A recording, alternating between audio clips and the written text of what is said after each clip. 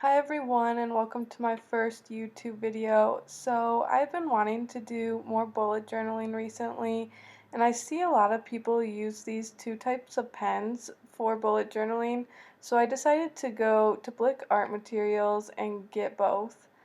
This is the Pentel Sign brush pen and the Tombow Fudenosuke brush pens, and they're both hard tip pens, and they generally seem to work better for smaller writing.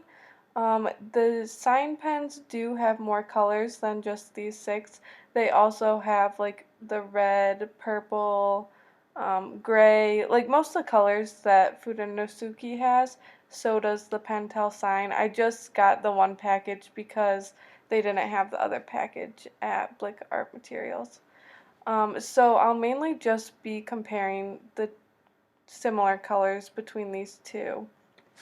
Um, so the sign pens have black and they both have these similar brush hard nib tips.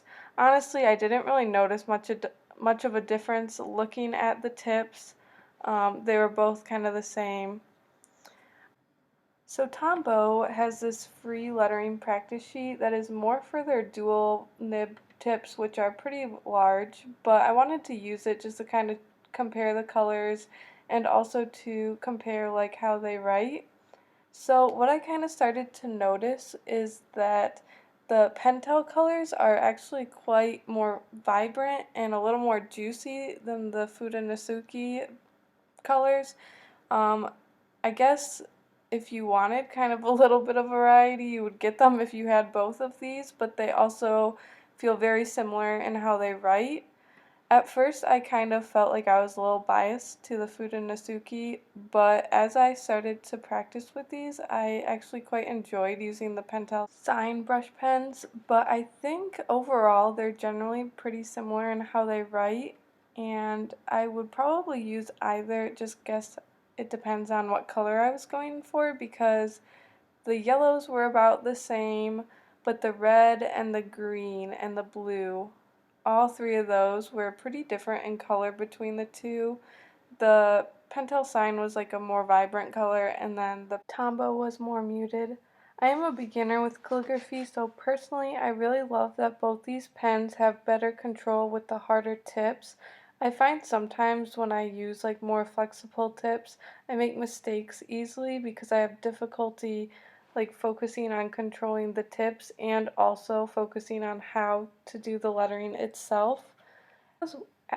As I was working with these pens, I did notice they were definitely more practical for smaller lettering, because when I did the larger lettering, it was a little harder to see the difference between my downstrokes and the upstrokes, but I think when I were to do it smaller, it would look a little more prominent.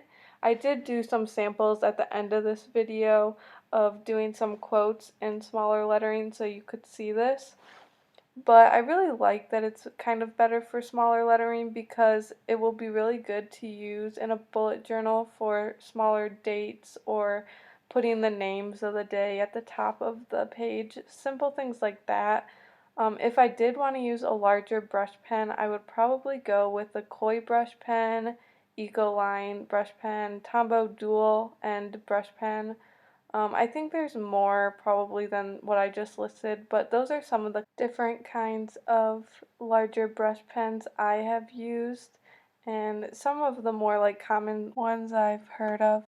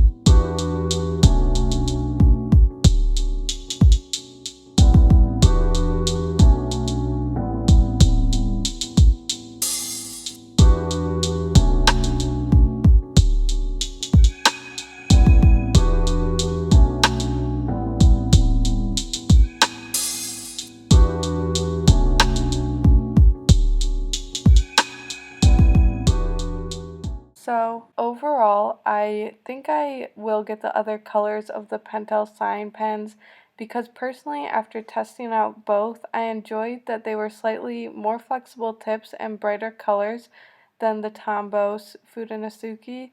I do think either of these markers would be a great option for a beginner to use and maybe more helpful to start with than the larger brush tip markers. If you like this video, I plan to be posting more videos every Monday and Thursday. My art interest changes quite often, so I do plan to review different kinds of art mediums, art boxes, art projects, art challenges, etc. in the future. I never went to college or anything for art, so I don't claim to be a professional by any means. Everything that I show you or you guys watch of me is all kind of self-taught. I have been trying to watch more YouTube videos and get better at art, and making these videos is one way I keep myself accountable to improving my art and trying to try new products and try new different mediums and stuff like that. So I hope my videos are helpful for people who just enjoy seeing new products or enjoy watching the artistic process, or like me, they're also a beginner and want to kind of see more about what type of issues a beginner would have with some of these items, or what I like, what I don't like. Also, if you just like my personality, that's a good reason to watch as well.